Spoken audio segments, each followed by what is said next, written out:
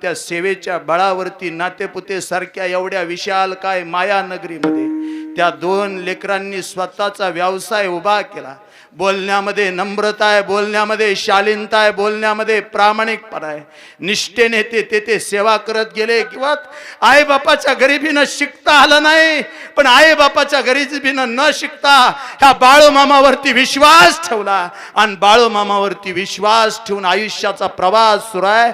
आज नातेपुत्यातलं एक नावाजलेलं कापड दुकान म्हणून शेंडगे कापड दुकानाचं नाव घ्यावं लागतं. निव्वळ मामांवरती असणारी श्रद्धा आहे. आजच्या दिवसाचं अन्नदान माझ्या माहितीनुसार बहुतेक त्यांचं आहे. एक उदाहरण म्हणून तुमच्या समोर मांडलं. अशी कित्येक उदाहरणं या मातीत आहेत. पंढरीच्या देवराया दंडवत तुझे पाया, साधावया भक्ती काज नाही लाज धरित, ऐसियासे शरण जावे शक्ती जीवे नवंची. प्रस्तुत प्राप्त प्रसंगी कीर्तनरूपी सेवेसाठी निवडलेला अभंग, गायलेला अभंग, उच्चारलेला अभंग अखंड महाराष्ट्राचा विचार करता, अखंड विश्वाचा विचार करता, या विश्वातील एक अधिकार संपन्न संत. हे बऱ्याचदा सांगतो, संत म्हटलं की त्याच्यापुढं विशेषत्वानं अधिकार संपन्न हा शब्द जोडावाच लागत नाही. या महाराष्ट्राच्या मातीमध्ये जेवढे म्हणून संत झाले, सगळेच्या सगळे संत अधिकार संपन्न. ज्याचा त्याचा अधिकार वेगळा आहे, ज्याचं त्याचं अधिष्ठान वेगळं आहे, ज्याचं त्याचं कार्य करतो तो वेगळा आहे. ज्ञान म्हटलं की आम्हाला ज्ञानोबराय आठवतात. शांती म्हटलं की पैठणनिवासी शांतीब्रह्म एकनाथ महाराज आठवतात. भक्ती म्हटलं की संत शिरोमणी नामदेवराय आठवतात. आणि वैराग्य म्हटलं की जगद्गुरु तुकोबराय आठवतात. त्यातला वैराग्याचा मूर्तिमंत पुत्र असणारे जगद्गुरु तुकोबराय आज त्या जगाच्या बापाची काही वैशिष्ट्य सांगतात. आज त्या जगाच्या बापाचा एक स्वभाव सांगतात. त्या जगाच्या बापाबद्दल बोलत असताना तुकोबरायांच्या मुखातली भाषा आहे, माझा जो पंढरीचा पांडुरंग परमात्मा आहे, माझा जो भगवंत आहे, माझा जो देव आहे, त्याचा स्वभाव जर विचारात घ्यायचा झाला तर त्याचा स्वभाव असा आहे, साधावया भक्ती काज नाही लाज धरित. तो पंढरीश पांडुरंग परमात्मा भक्तासाठी एखादं काम करत असताना तो अजिबात लाज धरत नाही, तो अजिबात लाजत नाही, त्याला कधी कमतरता वाटत नाही. कुठल्याही अवतारापासून जरी विचार केला तरी भगवान श्रीकृष्णाच्या अवतारामध्ये त्या जगाच्या बापानं पांडवांच्या घरी घोडे धुण्याचं काम केलं. त्या जगाच्या बापानं पांडवांच्या घरी यज्ञ आहुती झाल्यानंतर त्या कार्यक्रमामध्ये त्याने पत्रावळ्या उचलण्याचं काम केलं. बहुतेक पत्रावळी उचलण्याचं काम आपल्याकडं थोडं हलकं मानलं जातं, म्हणून बरीच मोठी मोठी धेंड पत्रावळीला हात सुद्धा लावत. पाटील साहेब, तुम्ही पुढं बसलाय म्हणून सुरुवातीला जुपिलाचे एक वाक्य सांगून टाकतो. आता ते कुणी कुठलं काम करायचं तुमचं नियोजन आहे, तुम्ही एवढा गोड सोहळा या ठिकाणी आयोजित केलाय, हे सगळं मंडप वगैरे हे बघितल्यानंतर वाटतं हितच राहावं, पण नशीब कुठलं आमचं एवढं, आमचं काहीतरी पाप आडवं येत असेल, आमचं काहीतरी दशरथ बुवा, ह्या सगळ्या सोहळ्याचं वर्णन करायचं झालं तर एकाच शब्दात करता येईल. एखाद्या बापानं स्वतःच्या लाडक्या लेकीचा विवाह जेवढ्या दिमाखात करावा तेवढ्या दिमाखात तुम्ही हा सोहळा या ठिकाणी संपन्न करताय, तेवढ्या मोठ्या आनंदात तुम्ही हा सोहळा संपन्न करताय. दशरथ बुवा, ह्या सोहळ्यात रितेपणा म्हणाल तर कसलाच नाही. कोणत्या गोष्टीचा रितेपणा आहे? काही कमी नाही. मुळात असतानाचा मामाचा दरबार आहे. नाहीतर ऋषीदादा बऱ्याचदा वाजवणारा चांगला असला, गाणारी नसते ती, गाणारा चांगला असला, वाजवणार नसते ती, आणि दोन्ही घावलं तर सिस्टीमवाला चांगला नसतो. आज गाणाऱ्या वाजवणाऱ्याच्या बाबतीत विचार केला तर एकाहुनी बळी, एकाच एक, आणि तेवढ्याच तोला मुलाची साऊंड सर्व्हिस, पुरेसा प्रकाश. तुम्ही मान्य करा, नाही तर नका करू.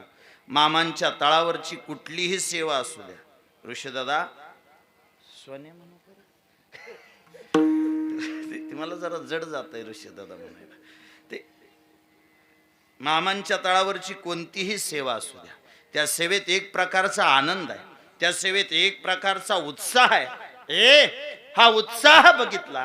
पाटील साहेब तुम्ही एवढं गोड नियोजन केलं, पण मला थोडस पुढं जाऊन बोलू द्या. त्या पत्रावळी बद्दल मी बोलत होतो.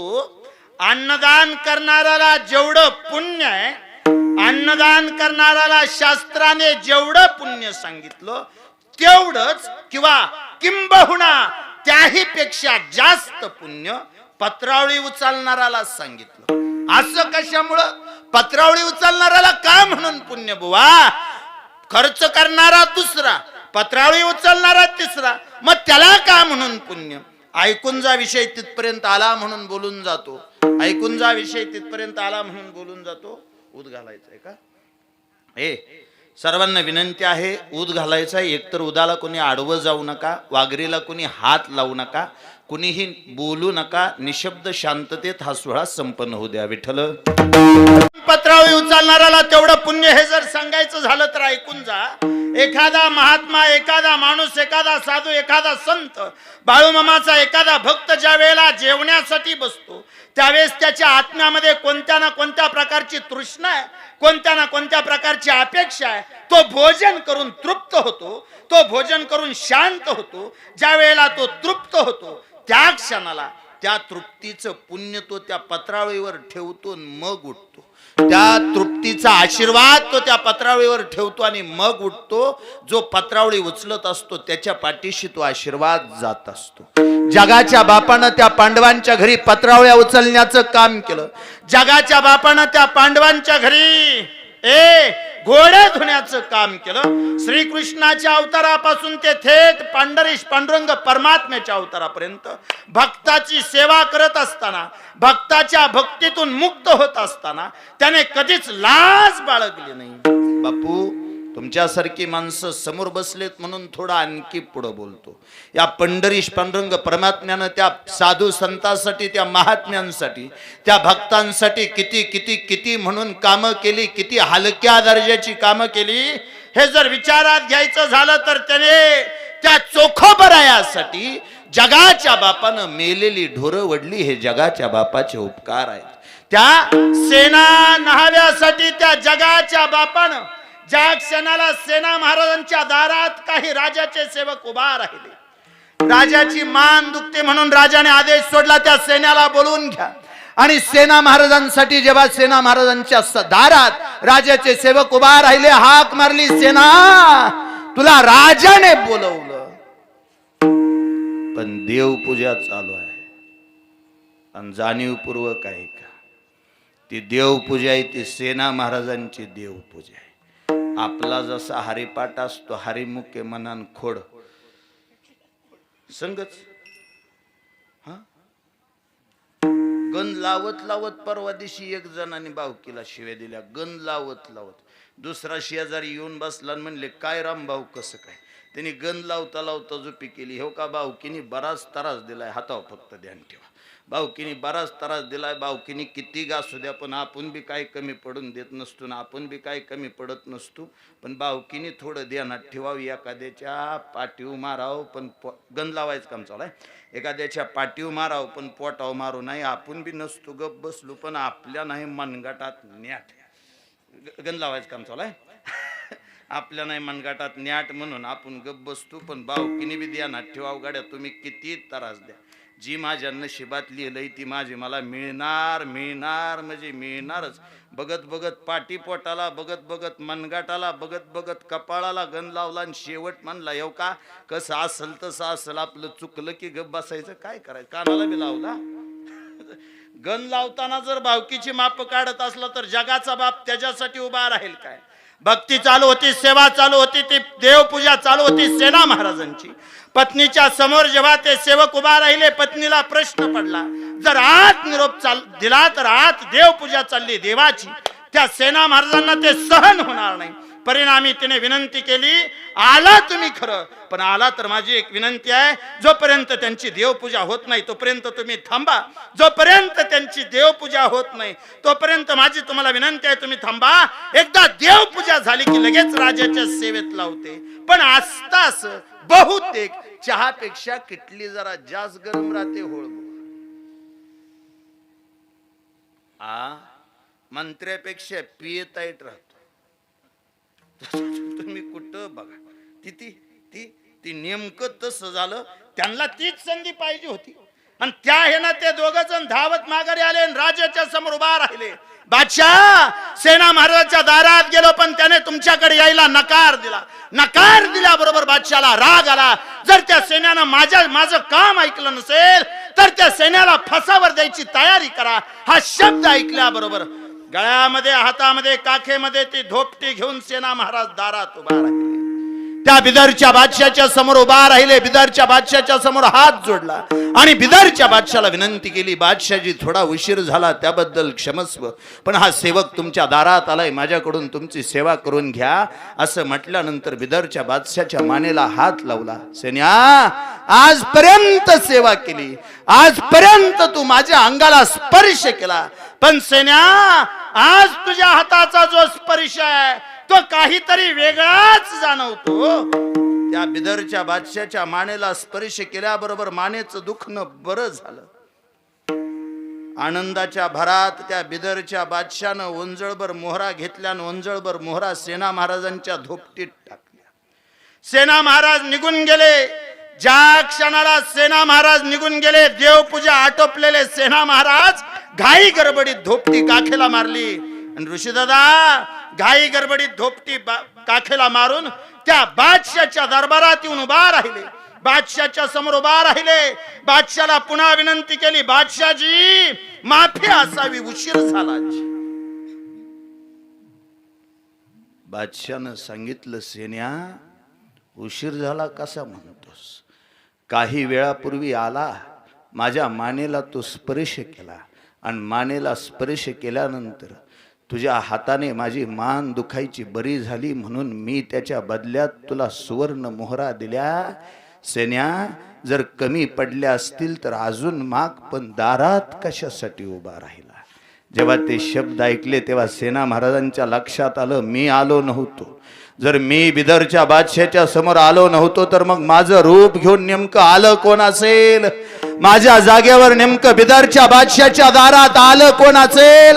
सेना महाराजांच्या डोळ्यातून खळकन पाणी आलं आणि अंतकरणातून पाजर फुटला. त्या पंढरीश पांडुरंग परमात्म्याकडे बघितलं.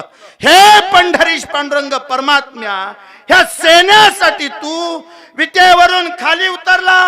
28 युगाच्या विटेवरती विराजमान झाला होता पांडुरंगा, पण ह्या नाभिकासाठी, या सेनेसाठी तू विटेवरून खाली उतरला आणि बादशाची दाढी करून माघारी फिरला. देवा, एखाद्याला आपलं म्हणल्यावरती, एखाद्याला जवळ घेतल्यावरती त्याचं कोणतं काम करशील? पांडुरंगा, माझ्यासाठी तू त्या बिदरच्या बादशाची दाढी केली. श्रीकृष्णाने घोडे धुतले, यात नवल काय आहे? त्या पंढरीश पांडुरंग परमात्म्यानं सेना महाराजांसाठी बिदरच्या बादशाची दाढी केली. ह्या सगळ्याचा पुरावा तुकोबरायांनी एकत्र केला आणि देव नेमकं काय करतो याचं उत्तर देण्यासाठी लिहून ठेवलं, साधावया भक्ती काज नाही लाज धरित. जो आपल्या सेवेसाठी लाज धरत नाही, तीच पंढरीश पांडुरंग परमात्म्याची परंपरा थेट. हा जो माझ्या पाठीमाग जगाचा मालक आहे, ज्याला तुम्ही आम्ही सगळेजण अनंत कोटी ब्रह्मांड नायक राजाधिराज सच्चिदानंद श्रीमंत बाळूमामा या नावाने ओळखतो, या सकल संतांच्या यादीतलं जे नाव आहे, जो पंढरीश पांडुरंग परमात्म्याचा स्वभाव आहे, काका तोच स्वभाव संत सद्गुरु बाळूमामांचा आहे. कोणता? साधावया भक्ती काज नाही लाज धरित. आणि जो आपल्यासाठी कोणतंही काम करायला तयार आहे, ऐशी अशी शरण जावी. अशांना आपण शरण जावं. शक्ती जीवे नवंची, त्यातही दोन दोन शब्द जोडून मग वाचलं तर अर्थ लागतो दशरथ बुवा. शक्ती जीवे हे दोन शब्द एकत्र वाचायचे आणि नवंची हे दोन शब्द एकत्र वाचायचे. चारी सलग जर वाचताना न अगोदरच्या दोन शब्दाला जोडला तर अर्थ बदलून जातो. तुकोबरायांच्या काही अभंगातले काही शब्द पुढं माग जोडावे लागतात. जसं धन्य ते संसारी, दयावंत जे अंतरी, येथे उपकारासाठी आले घरजा वैकुंठी लटके वचन नाही देही उदासीन, असं जे तिसरं चरण आहे ऋषीदादा, त्यात जर लटके वचन असंच वाचलं, नुसतं एवढंच वाचायचं लटके वचन, आणि पुढं जर नाही जोडलं तर मग काका अर्थ असा बदलतो. म्हणजे तुम्ही माझ्यापेक्षा ज्ञानाने ज्येष्ठ आहात, श्रेष्ठ आहात, थोडं थोडं बोलत बोलत आठवलं म्हणून सांगतो. लटके वचन म्हणजे खोटं बोलणारे, आणि नाही देही उदासीन म्हणजे जे देहावर नाहीत असे. मग त्याचा अर्थ लावताना काय करावं लागतंय? पूर्वार्ध जरी असला लटके वचन, उत्तरार्ध जरी असला नाही देही उदासीन, तरी पाटील साहेब काय करावं लागतं? हे लटके वचन जे अर्ध आहे त्याला पुढच्यातलं नाही आणून जोडायचं, मग अर्थ लागतो. लटके वचन नाही, तिथं थांबायचं आणि मग म्हणायचं देही उदासीन, मग अर्थ सोयीचा लागतो. परवा दिवशी गणेशोत्सवाचे कार्यक्रम, बऱ्याच जणांनी कुणी कुणी कीर्तन ठेवली गणपतीच्या पुढं, कुणी कुणी टाळ वाजवले, कुणी तिकडं कुणीतरी म्हणलं चाळ वाजवले. आणि खऱ्यानीच वाजवले, मला जाहीर बोलू द्या. पण एक आहे गड्या, आपल्या धर्माच्या पुढं, आपल्या धार्मिक देव देवतांच्या पुढं चाळ वाजवू नका, एवढी माझी अतिशय नम्रतेची विनंती आहे. बऱ्याच जणांनी वाढदिवसाला चाळ वाजवली. वडील साहेब माफी मागून बोलतो, मला माफ करा. ज्या लेकराच्या वाढदिवसाला चाळ वाजले त्याच्या आयुष्याची बर्बादी होणार हे त्रिकालाबाधित सत्य आहे, एवढं मात्र नक्की. तुम्हाला माझं बोलणं पटायचं नाही. मी स्पष्ट बोलणारा माणूस आहे. बऱ्याच जणांनी गणेशोत्सवाच्या निमित्ताने चाळ, काही जणांनी टाळ. बर, त्यात बी सगळ्याच जणाला त्याचं कौतुक असतं असं नाही. मी आदल्या दिवशी स्टेटस बघितलं होतं बऱ्याच जणांचं, गणपती चालले गावाला. पुढं काय वाक्य होतं? गणपती चालले गावाला, चैन पडे ना आम्हाला. आदल्या दिवशी ज्याचं तसं स्टेटस आहे, तो गडी सकाळ सकाळ दुसऱ्या दिवशी उठल्यावर सडकनी काळी कॅरी बॅग घेऊन पळत होता. म्हणलं काल तू म्हणलं गणपती चालले चैन पड ना, आज तो दिवस सुद्धा उगवायच्या आधीच काळी कॅरी बॅग.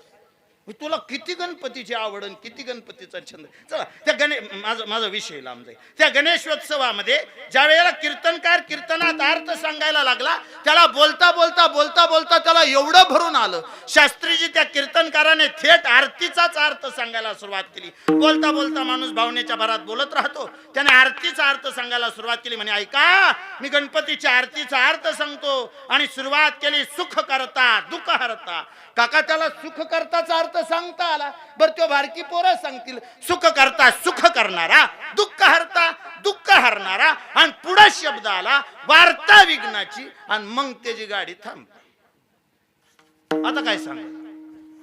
वार्ता विघ्नाचीला काय सांगायचं? सुख करता सांगाय आलं सुख करणारा, दुःख हरता सांगाय आलं दुःख हरणारा. वार्ता विघ्नाची, वार्ता म्हणजे बातमी, आणि विघ्नाची म्हणजे संकटाची, विघ्नाची म्हणजे वाईट बातमी. आता वाईट बातमीला त्यांनी काय सांगायचं? त्याची अकल बंद. ह्याच्यासाठी बहुतेक बुवांनी सुद्धा हातरून बघूनच पाय पसरवता. लय अवसनाच्या बाहेर बोलून ती अडकलं ना तिथं, मग त्याचा जोडावा लागतो. तसा हित शक्ती जिवे न वंची, शक्ती जिवे वाचायचं, आणि न वंची, वंचने म्हणजे त्यागणे. तो जगाचा बाप ज्याला तुम्ही शरण जाणार आहे, आयसियाशी शरण जावे. शक्ती जिवे म्हणजे तो तुम्हाला सामर्थ्य देतो, तो जीवाला ताकद देतो. न वंची याचा अर्थ तो तुम्हाला त्यागत नाही, तो तुमचा त्याग करत नाही, तो तुम्ही चांगल्या भावनेने या त्याच्या पायाजवळ जागाच देतो. महाराज, असं आधांतरी बोलू नका. त्या देवाबद्दल तुम्ही चांगलं बोलाल, पण त्याच्यासाठी एखादा दृष्टांत, मग दृष्टांतही दिला. त्या जगाच्या बापाचा स्वभाव ऐकत असताना जो दृष्टांत दिला, तो दृष्टांत मात्र भीष्म पिताम्याचा दिला. त्या भीष्म पिताम्याचा पण जगाच्या बापाने खरं तर मला मामांच्या चरित्राला स्पर्श करायचा आहे, पण दशरथ बुवा विषयात आणि अभंगात ते आहे म्हणून थोडं पुढं बोलतो. जगाचा बाप तो भगवान श्रीकृष्ण ज्या क्षणाला शिष्टाई करून थकला, त्यावेळेला जगाच्या बापाला माहिती आहे काही केलं तरी युद्ध अटळ आहे. आणि मग मात्र युद्धाची सुरुवात करत असताना दुर्योधन स्वतः श्रीकृष्णाकडे गेला, अर्जुन स्वतः श्रीकृष्णाकडे गेला. अडचण अशी आहे दुर्योधन अगोदर गेला, अर्जुन नंतर आला. पण दुर्योधन आला आणि डोक्याजवळ बसला, अर्जुन आला आणि पायाजवळ बसला. फरक सांगू, श्रीकृष्ण असू द्या, पांडुरंग परमात्मा असू द्या, नाहीतर बाळूमामा असू द्या, देवाला डोक्यावर बसणारे आवडत नाहीत, देवाला पायाजवळ बसणारे आवडतात. देवाला पायाजवळ बसणारे आवडतात. देवाचं काय सांगू, देवाची लांब कथा जाईल. माणसाला सुद्धा डोक्यावर बसणारे आवडत नाहीत, त्याला सुद्धा पायाजवळ बसणारीच आवडतात. डोई जड सांभाळायला कुणी मोकळं नाही. दुर्योधन डोक्याजवळ आणि अर्जुन पायाजवळ बसला. उठल्या उठल्या नजर अर्जुनाकडे गेली आणि अर्जुनाबरोबर पहिल्यांदा बोलला. पण दुर्योधनाने हट्ट केला, देवा पहिला मान माझा. कधी कधी वाईटाचं सुद्धा ऐकावं लागतं. दुर्योधनाला म्हणले, बोल, तुला काय पाहिजे? जर मला मागशील तर मी येणार आहे, पण मैदानात मी शस्त्र घेणार नाही. पण आहे श्रीकृष्णाचा, ऐन मैदानामध्ये मी शस्त्र घेणार नाही. श्रीकृष्णाचा स्वतःचा पण आहे, मी शस्त्र घेणार नाही. दुर्योधनाच्या लक्षात आलं, किंवा जर शस्त्रच घेणार नाही तर बिगर शस्त्राचा श्रीकृष्ण असला काय, आणि कुणी आज ते शस्त्रच हातात नाही घेतलं काय त्याचा उपयोग आहे? त्यापेक्षा त्याची सेना दुर्योधनाने मागून घेतली. अर्जुनाने देव मागितला. अर्जुनाने देव मागितल्यानंतर रणांगणात जेव्हा हे पोहोचले, भीष्म पितामहाला कळालं होतं हा शस्त्र हातात घेणार नाही. त्या क्षणाला भीष्म पितामहाने पण केला होता, हे श्रीकृष्णा, जर तू पण केला असशील की शस्त्र हातात घेणार नाही, तर लक्षात ठेव, हा गंगापुत्र पितामह पण घेतो. एक ना एक दिवशी तुला हातात शस्त्र घ्यायला भाग. जगाच्या बापाचा पण आहे, शस्त्राला हात लावणार नाही. भीष्म पितामहाचा पण आहे, तुला शस्त्राला हात लावायला लावेल, तुला हातात शस्त्र घ्यायला मी भाग पाडेन. युद्धाला प्रारंभ झाला. कौरव मरायला लागले म्हणून दुर्योधनाने अद्वाताद्वा शब्द वापरले. पितामह, जर युद्ध होत नसेल तुमच्याच्याने तर शस्त्र खाली टाका. आणि त्या क्षणाला शपथ घेतली, उद्या पृथ्वी निष्पांडविक करेन. तिथं सुद्धा पांडव जगावेत म्हणून तो द्रौपदीच्या चपला घेऊन द्रौपदीच्या सोबत गेला आणि भीष्म पितामहाच्या दारात उभा राहिला आणि द्रौपदीला पितामहाच्या पायाला हात लावायला लावला. बापू, द्रौपदीनं ज्या क्षणाला हाताला पायाला हात लावला, त्या क्षणाला तिच्या हातातल्या बांगड्या वाजल्या. अजून सांगू का? वाजल्या नाही, वाजवल्या.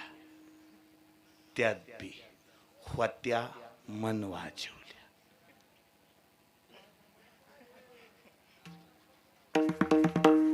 काय म्हणला बुवा? वाजल्या नाही, वाजवल्या. होत्या मन वाजवल्या.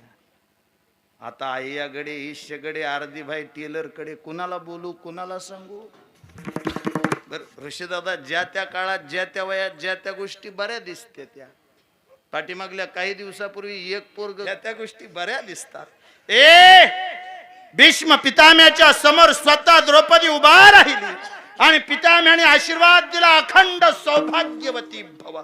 त्या क्षणाला द्रौपदीने विचारलं होतं, पितामह, काल घेतलेली शपथ खरी का आज दिलेला आशीर्वाद खरा? ऐन रणांगणावर पितामह ज्या क्षणाला अर्जुनावर तुटून पडले, त्या जगाच्या बापाची शपथ होती, शस्त्र हातात घेणार नाही. श्रीकृष्णाची शपथ होती, शस्त्र हातात घेणार नाही. पण जेव्हा पितामहाने अर्जुनावरती बाण चालवायला सुरुवात केली, नाईलाज झाला, राग आला श्रीकृष्णाला, आणि रथातून खाली उतरलेला श्रीकृष्ण डोळे रागाने लालबुंद झालेत, ओठ रागाने फडफड फडफड करतायत, कुरळे केस खांद्यावरती लोंबकळत आहेत, सबंध शरीर मातीने लालबुंद झालं. अशा त्वेषात भगवान श्रीकृष्णानं ते रथाचं चाक घेतलं आणि रथाचं चाक घेऊन श्रीकृष्ण भीष्म पिताम्यावर धावला. ज्या क्षणाला कृष्ण धावला, पिताम्याने हातातलं धनुष्य टाकून दिलं आणि पिताम्याने धनुष्य टाकून पितामह थेट श्रीकृष्णाकडे बघतात आणि श्रीकृष्णाला सांगतात, देवा तुझा पण होता, मी शस्त्र हातात घेणार नाही म्हणून, आणि माझा पण होता श्रीकृष्णाला शस्त्र हातात घ्यायला लावीन म्हणून, देवा माझा पण खरा केला आणि तू अर्जुनाचं रक्षण केलं, भीष्म पण केला खरा, धनुर्धरा रक्षिले.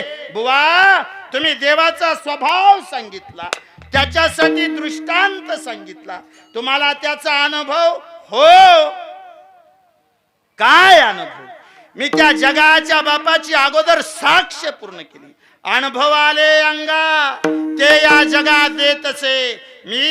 मी वरवरची बडबड करत नाही, माझ्या अंतकरणाला मी अगोदर अनुभव घेतला. तुका म्हणे साक्ष हाती, अगोदर हातामध्ये ती साक्ष घेतली आणि त्याची साक्ष आल्यानंतर तो म्या चित्ती धरीला, त्याला म्या माझ्या चित्तात जागा दिली, कारण त्याला साठवतानाच मुळात साठवायचा चित्तात असतो, साठवायचा हृदयात असतो, साठवायचा काळजात असतो. साठविला हरी जिही हृदय मंदिरी. त्या बाळू मामांची आम्हाला साक्ष पटली, आणि साक्ष पटली म्हणून आम्ही त्याला आमच्या हृदयात जागा दिली. तो काय करतो? तो आमच्या सगळ्यांचं रक्षण करतो. म्हणून आयसी आसी शरण जावे, शक्ती जीवे नवंची, आयसी आशी कुणाला शरण जावे, जो साधावया भक्ती काज, नाही लाज धरित काहीसा. या अर्थाचा 4 चरणाचा अतिशय गोड, अतिशय समर्पक मामांचा स्वभाव सांगणारा अभंग विठ्ठल.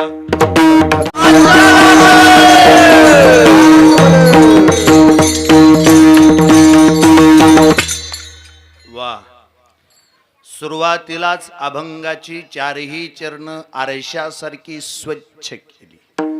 त्याचं कारण असं आहे, निलेश महाराज, तळावरची कीर्तन आदेश आला की बंद करावी लागतात. त्यांच्या नियमाने आपल्याला चालावं लागतं. कधीही आदेश आला तरी तुम्ही म्हणू नये निमार्दाचा अभंग सोडावला. त्याच्यापेक्षा 4ही चरण जुपीलाच सोडवून टाकली, 4ही चरण सुरुवातीलाच सोडवून टाकली. काहीसा या अर्थाचा अभंग सेवेला घेण्यापाठीमागचा परिहार नाम सेवेचं कारण त्या मामांचा आशीर्वाद, मामांची बकरी, मामांची कृपा, मामांची सेवा, मामांचं हे वैभव, मामांचं हे अस्तित्व गेली 4 दिवस झालं या पाटील परिवाराच्या प्रांगणामध्ये, अंगणामध्ये, शेतामध्ये येऊन विसावलंय. मामा श्रीमंताच्या दारात जाणारा देव नाही, मामा श्रीमंताच्या दारात जाणारा देव नाही, मामा पुण्यवंताच्या दारात जाणारा देव आहे. मामा श्रीमंताच्या दारात जाणारा देव नाही, मामा भाग्यवंताच्या दारात जाणारा देव आहे. मामा श्रीमंताच्या दारात जाणारा देव नाही, मामा नीतिवंताच्या दारात जाणारा देव आहे. या समस्त पाटील परिवाराची पहिल्यापासून मामांवरती असणारी श्रद्धा, मुळात भक्ती मार्गातच चालणारा हा पाटील परिवार. एकतर ह्या गादीचा नियम असा आहे, कीर्ती मानवाची वर्णू नये. ही गादी माणसाचं वर्णन करायला परवानगी देत नाही, आणि त्यात वर्णन करत असताना जर असणारी वास्तविकता आणि कीर्तनकाराच्या मुखातलं वाक्य ह्याच्यात भेद झाला, नीट आहे का, असताना वेगळीच परिस्थिती, आणि उगच समोरच्या मालकाला बरं वाटावं म्हणून उगच त्याला गोड गोड बोलायचं, पुन्हा तारखा द्यावा होत्या म्हणून त्याला उगच बळच कौतुक करा. मग मात्र बुवांच्या 7 पिढ्या नरकात जाते. मी स्पष्ट बोलतो. आणि बाकीच्यांचं काय, परवा दिवशी वरी सरादाच्या कीर्तनाला गेलो आणि वरी सरादाच्या कीर्तनाला गाय गडबडीत फेटा बांधला आणि उभा राहिलो विठोबा रुक्माय झाल्या. रूप पाहता झालं ना अभंग घेतला याचसाठी केला होता 8 तास. अभंग म्हणून झाला आणि अभंग म्हणून झाल्यावर निलेश बुवा ध्यानात आलं आपण ज्या माणसाचं श्राद्ध आहे त्याचं काहीच विचारलं नाही राव. मग कुणाला तरी विचाराव म्हणून त्यांच्या घरातला माणूस जवळ बोलावा. म्हणलं थोडं त्यांची माहिती सांगा. त्यातली त्यात मला सवय, मी आणखी विचारलं म्हणलं त्यांचा मृत्यू कसा झाला ते सांगा. ते म्हणले राहून द्या ना बुवा, आपलं जाकली मूठ. नाही म्हणलं काय म्हणत, फक्त मला सांगा की दवाखान्यात गेला तर डॉक्टर पसन आणि वरी सरादा दिवशी बुवापासनं काय लपवत जाऊ नका. कारण काय बोलायचं हे कुणाला ठरवता येतं, काय नाही बोलायचं हे बी बुवाला कळालं पाहिजे. त्याच्यासाठी सांगा म्हणलं मला, नाहीतर माझ्याकडे एखादा शब्द. बरं आणखी असं तुम्ही किती कौतुक करा आणि एखादा गडीच बावकीची लग्न मोडून मेला असला तिथं त्याचं माणसं कीर्तन करायच्या तोंडाकडे बघणार आणि एकामेकाला डुसणे आणणार, अशा एकामेकाला डुसणे आणणार. विषयामध्ये विपर्यास होतो. म्हणून मी मी तटून राहिलो. तुम्ही काय बी करा सांगा म्हणलं, फक्त मी नाही सांगत. अख्ख्या कीर्तनात एकदा सुद्धा सांगत नाही कसा मेला. मग म्हणले ऐका बुवा, फक्त हे का म्हणले आता आमचं तुम्ही नका काळजी करू. म्हणलं मी काय लोकांचं आहे का, सांगा. म्हणले हे का लिव्हर फुटून मिळाला. पण बॉम्बाला घोटाळा आधी झालता ना, अभंग घेतला याचसाठी केला होता अट्टहास. आता मेळ कसा लावायचा याचसाठी केला होता अट्टहास एका बाजूला आणि लिव्हर फुटून मेलेला गडी एका बाजूला. 2 तास तेवढ्या कीर्तनात माझी झालेली तारांबळ माझ्या जीवाला माहिती आहे. मी मनातल्या मनात सांगत होतो आमल्या आज किती कुदगड्या, आजचं कीर्तन पापातच जाणार. आजचं कीर्तनच आग बंद पा. तू किती काय जरी झालं तरी आजचं पुण्यच नाही. चांगल्याला चांगलं म्हणण्याची परवानगी गादी निश्चित देते. मी पाठीमागल्या 4-5 वर्षापूर्वी ह्याच मैदानात मामांच्याच समोर सेवा केली होती. अभंग सांगू का ध्यानात आहे, काय सांगू आता. संतांचे उपकार मज निरंतर जागविती, काय द्यावे त्यासी व्हावे उत्तराई, ठेविता हा पायी जीव थोडा. ह्या अभंगावरती गेल्या 4-5 वर्षापूर्वी सेवा केली होती. म्हणजे या पाटील परिवाराचा विचार केला तर या परिवारामध्ये पंढरीश पांडुरंग परमात्म्याची भक्ती आहे. या परिवारामध्ये अनंतकोटी ब्रह्मांड नायक राजाधिराज सच्चिदानंद श्रीमंत सद्गुरू ब्रह्मचैतन्य गोंदवलेकर महाराजांची भक्ती आहे. या परिवारामध्ये गावचं ग्रामदैवत त्या नाथबाबांची भक्ती आहे. या परिवारामध्ये संत सद्गुरू बाळूमामांची भक्ती आहे. ज्या परिवारामध्ये एवढ्या सगळ्या देवदेवतांची भक्ती करण्याचं सामर्थ्य आहे, या सगळ्याच भक्ती फळाला आल्या. समजा ह्या परिवारानं आजपर्यंत केलेल्या सगळ्या भक्तीचं फळ म्हणून त्या जगाच्या बापानं थेट त्या आदमापूरच्या राजानं इथं येऊन वास्तव्य केलं. तो आदमापूरचा राजा इथपर्यंत आला, विसावला. तुम्ही मान्य करा नाही तर नका करू. ज्या क्षणाला मामा इथपर्यंत आले त्या क्षणाला हे लोणंद राहत नाही, ही पाटील वस्ती राहत नाही. ह्या नगरीचं थेट आदमापूर होऊन जातं. ह्या नगरीचं थेट आदमापूर होऊन जातं. या सेवेसाठी आजच्या 4थ्या दिवसाच्या निमित्ताने तुम्ही मला निमंत्रित केलं. तुम्हा सर्वांच्या चरणावर नतमस्तक होतो आणि अभंगाकडे प्रवृत्त होतो. चरित्र आणि अभंग या 2 गोष्टीचा मेळ लावत असताना दशरथबुवा ज्या दरबारामध्ये तुम्ही आम्ही सगळे उभा आहे, हा दरबार त्या बाळू धनगराचा दरबार आहे. हा दरबार त्या बाळू मामाचा दरबार आहे. पण मुळापासून सुरुवात जर सांगायची झाली तर मामांचं मूळ कुटुंब त्या कर्नाटकात अक्कोळगावचं आरभावे आडनाव आणि सर्वसामान्य कुटुंब. बाळाप्पाच्या पोटी मायाप्पाचा जन्म. मायाप्पानं त्या आप्पाच्या वाडीच्या हलसिद्धनाथाची सेवा आहे. मुळात मामांच्या मातोश्रीनंच त्या हलसिद्धनाथाची सेवा केली आणि हलसिद्धनाथाच्या समोर संसाराला जेव्हा 12 वर्ष अपत्य नव्हतं तेव्हा त्या हलसिद्धनाथाच्या समोर उपासना आराधना केली. त्या जगाच्या बापाला विनंती केली, देवा जोपर्यंत पोटाला मूल होत नाही, तोपर्यंत संसाराच्या वेलीला फूल लागत नाही, तोपर्यंत त्या संसारात आनंद नाही. देवा माझी इच्छा अशी आहे की माझ्या संसाराच्या वेलीला फूल लागावं. पहिला जन्म झाला गंगूबाईंचा, मामांची थोरली बहीण. दुसरा जन्म भैरव आणि तिसरा जन्म बाळाप्पा म्हणजे संत सद्गुरू बाळू मामा. पण ज्या क्षणाला मामा अवताराला येत होते, ज्या क्षणाला मामा जन्माला येत होते, त्या क्षणाला या कलीनं प्रचंड घात केला, या कलीनं प्रचंड आघात केला. कलीची अजिबात इच्छा नव्हती की हा रुद्राचा अवतार पुन्हा जन्माला यावा म्हणून, हा शंकराचा अवतार पुन्हा जन्माला यावा अशी कलीची अजिबात इच्छा नव्हती. म्हणून कलीनं प्रचंड प्रयत्न केला. कुणीतरी मायाप्पाला सांगितलं, पत्नीच्या उशाला लिंबू ठेव, नारळ ठेव. मायाप्पा पत्नीच्या उशाला लिंबू नारळ ठेवायला गेले, पण जेव्हा ते आत लिंबू नारळ ठेवायला गेले, त्या क्षणाला 5 फणी असणारा सर्प त्यांच्यावरती धावून आला. भीतीने कापरं भरलं आणि बेशुद्ध पडले पत्नीच्या काळजी. पण तो शंभो शिवशंकर अवताराला येणार होता. एकादशीच्या निमित्ताने भजन ठेवण्यात आलं. डोहाळे भजनाचे लागलेत.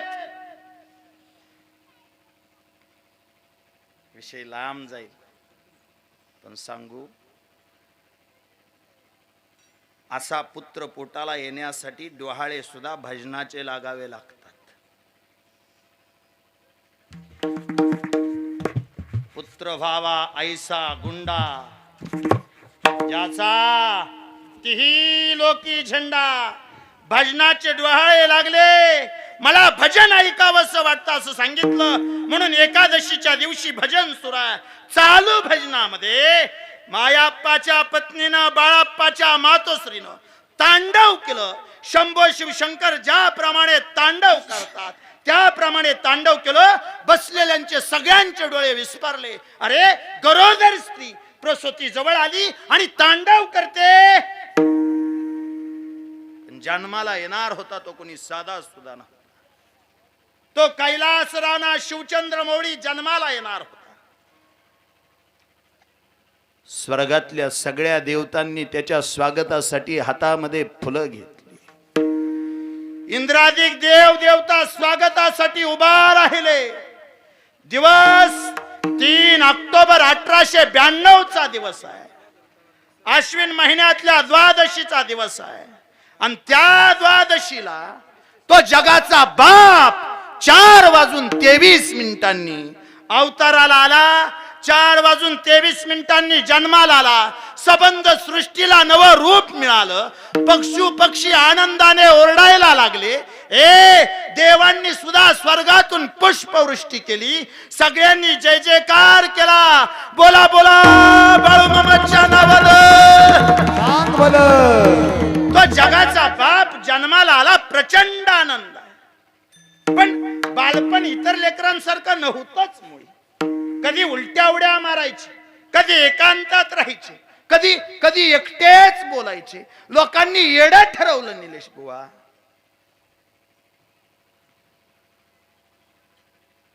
लोकांनी येडं ठरवलंय. पण सबंध गावात असं एकच माणूस होतं जे मामांना कधीच येडं म्हणलं नव्हतं. ज्यांची मामावरती प्रचंड निष्ठा, प्रचंड प्रेम होतं. अख्ख्या गावामध्ये अशी एकच व्यक्ती आहे जी मामावरती भरभरून प्रेम करत होती. चला अंदाजाने सांगा कोण असेल?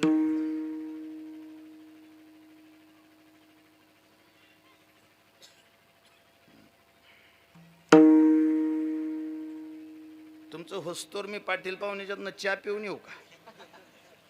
काय म्हणजे मला तशी गडबड नाही. काय कवा तुमचं होईल तवा हाक मारा. झालंय मी इथं थांबतो.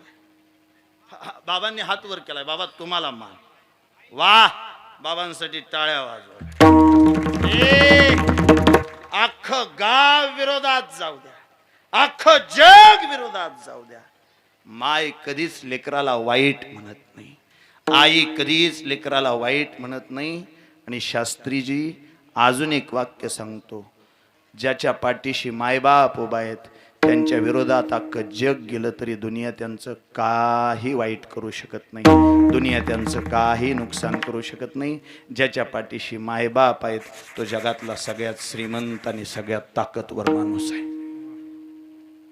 मामांना तेच होतं हो, दुनियाने वेड म्हणावं आणि आणि आईनं काळजी करावी.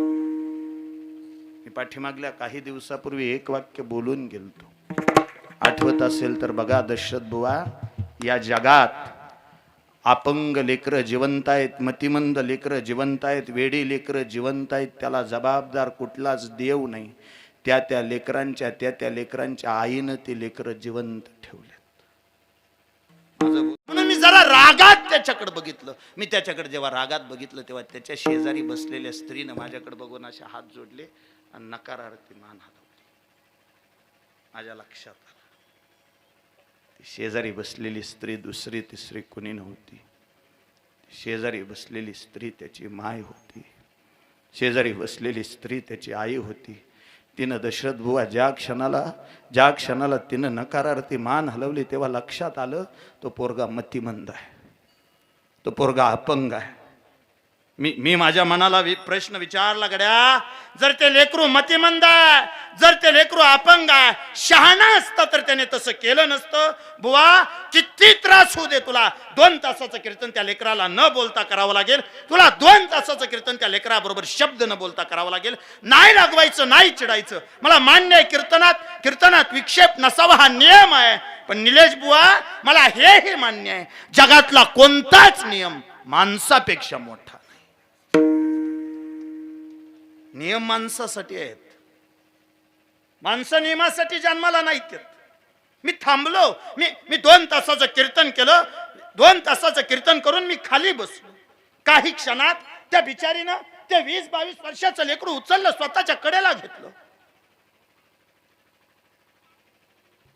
पुन्हा प्रश्न पडतो, 20-22 वर्षाचं लेकरू उचलावं एवढी ताकद तिच्यात कुठून येत असेल? आईची ताकद मोजणारं यंत्र अजून तरी जगाच्या पाठीवर कुठंच तयार झालं नाही गड्या. आईची ताकद मोजता येईल असं यंत्र जगाच्या पाठीवर कुठंच तयार झालं नाही. म्हणतात तिनं स्वर्गातनं हत्ती सहित पडलेला भीम कुंतीनं पदरात झेलला होता. जर ती हत्ती सहित पडलेला भीम झेलू शकते तर 20-22 वर्षाचं लेकरू तिच्यासाठी काय नवल आहे. 20-22 वर्षाचं लेकरू त्या मायनं उचललं. ती माय त्या लेकराला घेऊन माझ्या समोर आली, माझ्या समोर तिनं ते लेकरू ठेवलं.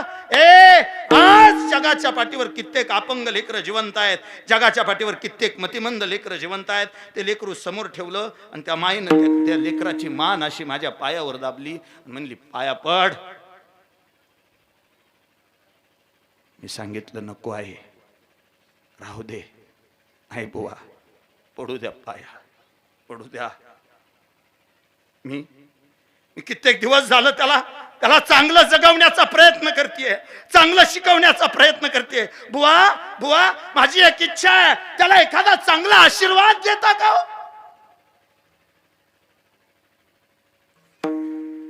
मी सांगितलं आई, कोण आहे आम्ही आशीर्वाद द्यायला? काय पात्रता आहे आमची? 2 अभंग पाठ आहेत, 2 शब्द बोलता येतं म्हणून समाजाने आमच्या नावापुढं हरिभक्त परायण लावलं. नाहीतर आमची काय उंची आहे माई, त्या लेकराला आशीर्वाद द्यावा एवढी माझी ताकद नाही, एवढं माझं सामर्थ्य नाही. ती माय म्हणे बुवा काही असू दे आशीर्वाद द्या. शेवटी नाईलाज झाला म्हणून मी त्या मायला म्हणलं, आई जर त्या लेकराला आशीर्वाद द्यायचा असेल तर माझी तुला विनंती आहे, तू सांगशील तो आशीर्वाद मी देतो, तो आशीर्वाद सांग, मी तो आशीर्वाद देतो. वडील साहेब आई होती, माय होती. हात जोडले आणि लेकरासाठी तिने मला आशीर्वाद सांगितला. आशीर्वाद ऐकल्याबरोबर माझे डोळे आपसूक पाणावले. त्या मायेनं सांगितलं, बुवा देत असला तर एवढा आशीर्वाद द्या, देणार असला तर त्याला एवढा आशीर्वाद द्या. तुमच्या त्या पांडुरंगाला सांगा, तुमच्या त्या बाळू मामाला सांगा, वाटेल त्या देवाला सांगा, माझा एवढाच निरोप आहे, माझं एवढंच मत आहे, मी जिथे आहे तोपर्यंत ह्यो मेला पाहिजे.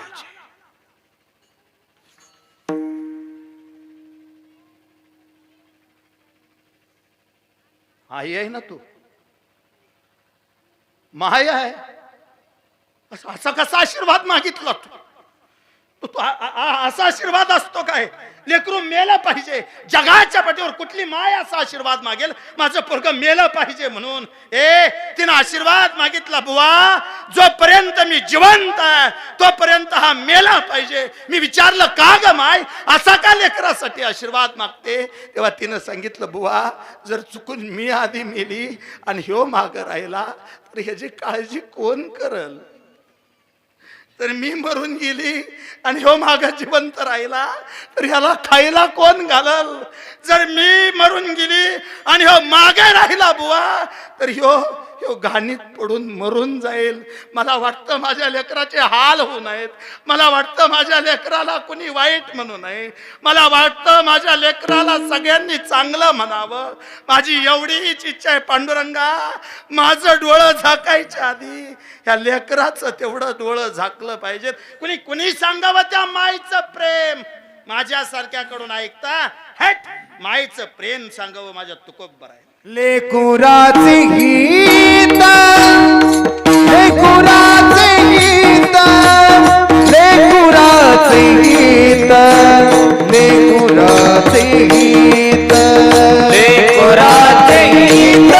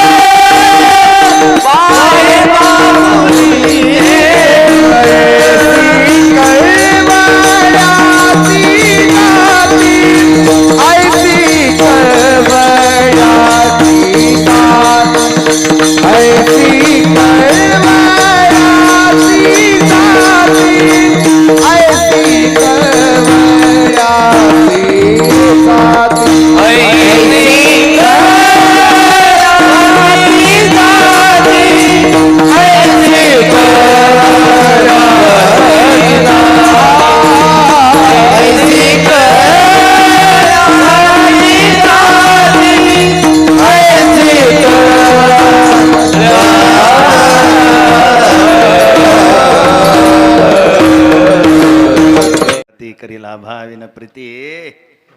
त्या माईनं बाळाप्पासाठी स्वतःचा जीव तोडावा.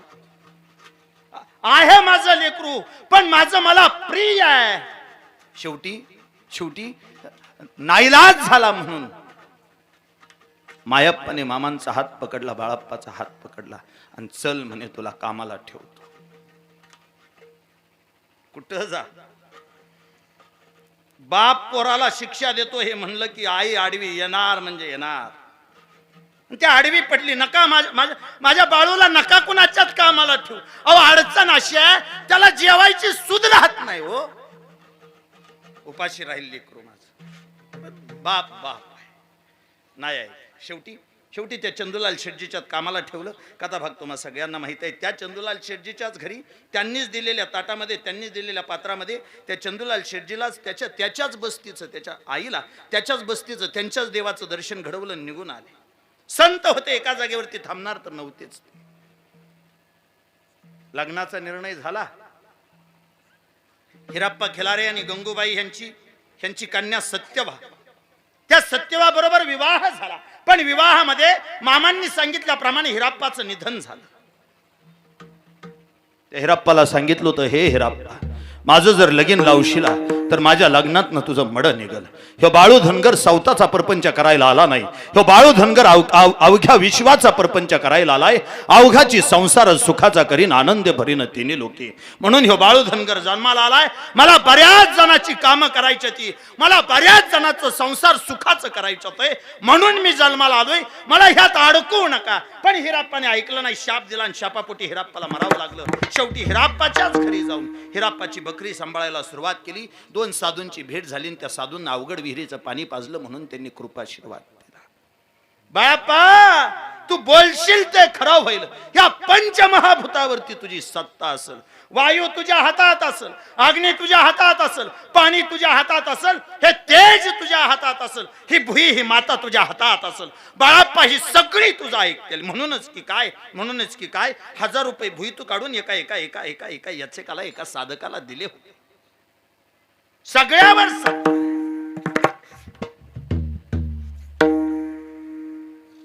पण एक अडचण आहे शास्त्रीजी, एक विषय असा राहतो, तिथं भल्या भल्यांना माघार घ्यावी लागते. आपलं तिने ऐको ना ऐको, आपल्याला तिचं ऐकावंच लागतं. तिचं नाव, जरा जोरात बोला, मला कानाचा त्रास आहे.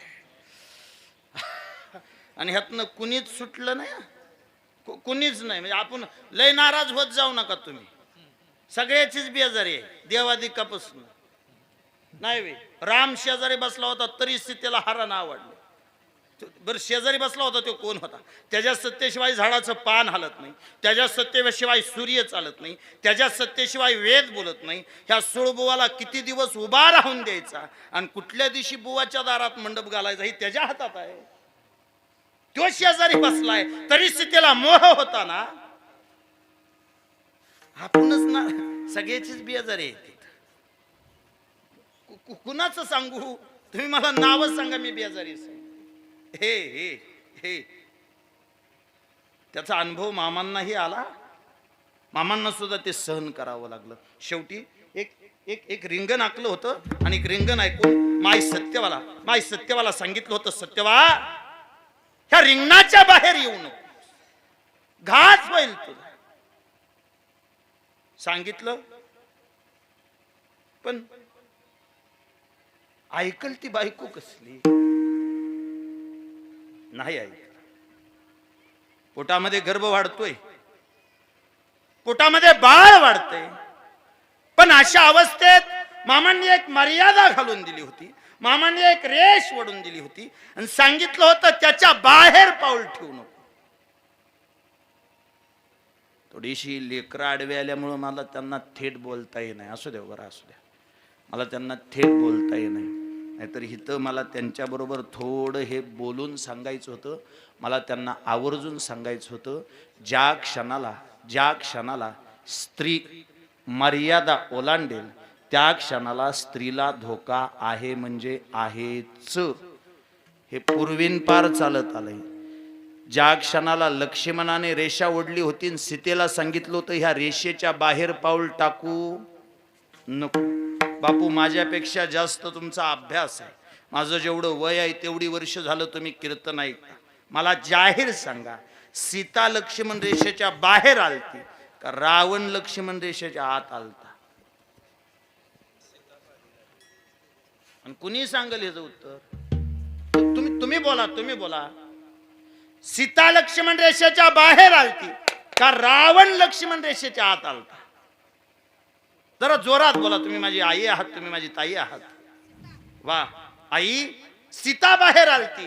आणि आयुष्यभर लक्षात ठेवायचं, सीता जोपर्यंत मर्यादेत आहे तोपर्यंत सीता सुरक्षित आहे. सीता जोपर्यंत त्या रेषेच्या आत आहे तोपर्यंत सीता सुरक्षित आहे.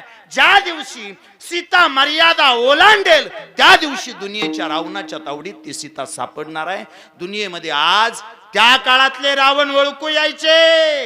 अलीकडच्या काळातले रावण ओळखता येत नाहीत. माझं तुम्हाला थेट सांगणं आहे, माझ्या घरातली स्त्री, माझ्या बाळूमामाच्या दरबारातली स्त्री मला कोणत्या अलंकाराने सुंदर दिसते? माझ्या घरातली स्त्री मला मर्यादा नावाच्या अलंकाराने सुंदर दिसते. स्त्री मर्यादेत शोभून दिसते, स्त्री मर्यादेत सुंदर दिसते. मी जाहीर बोलतो कडे, जाहीर बोलतो, स्पष्ट सांगतो, मर्यादाच सांभाळा, जपा मर्यादा. जी स्त्री मर्यादा सांभाळेल तिला आयुष्यात कोणतं दुःख सहन करावं लागणार नाही. आणि हो, मर्यादा सांभाळत असताना सगळ्याच गोष्टीची सांभाळा.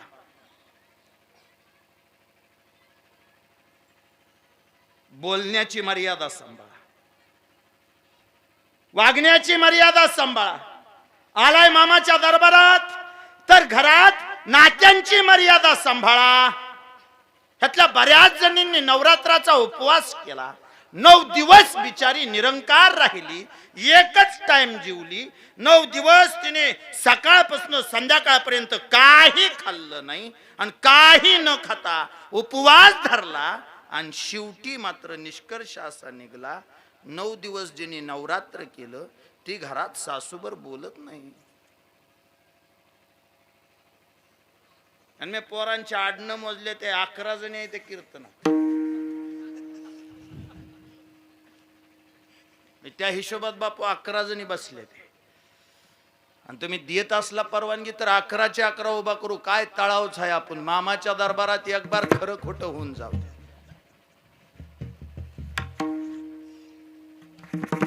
फक्त ह्याच्या आधी कीर्तनाला आलतो तवा बुवा आम्हाला गाडीत घालून पळवून न्यावा लागला होता. कशाला वाईट आपलं गोडव्या अंगाने आलोय.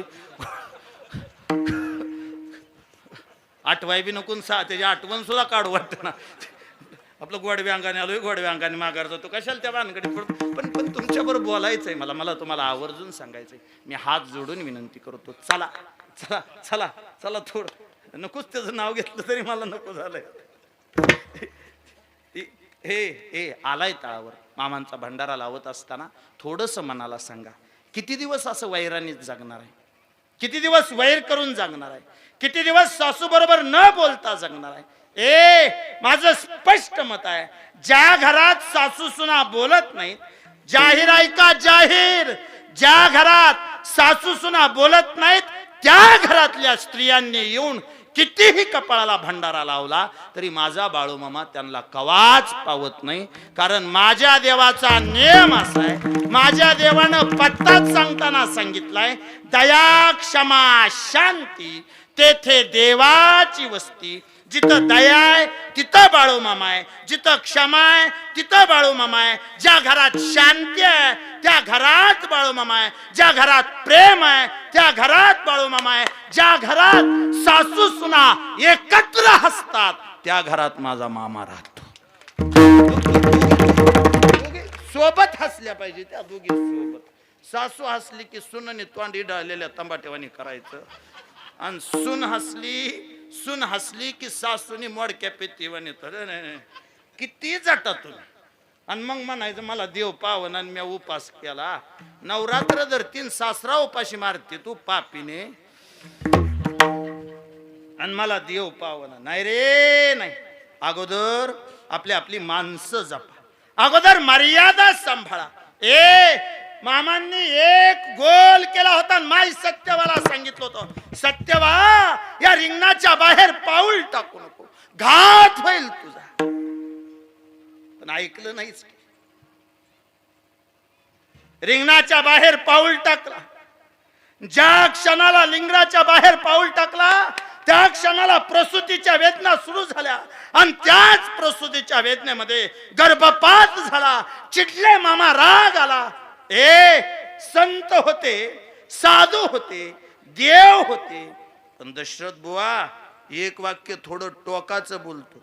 पटलं तर बघा, ज्यांनी दुसऱ्याचा संसार सुखाचा केला बहुतेक अशांना संसारातलं सुख मिळत नाही, हे मात्र नक्की आहे.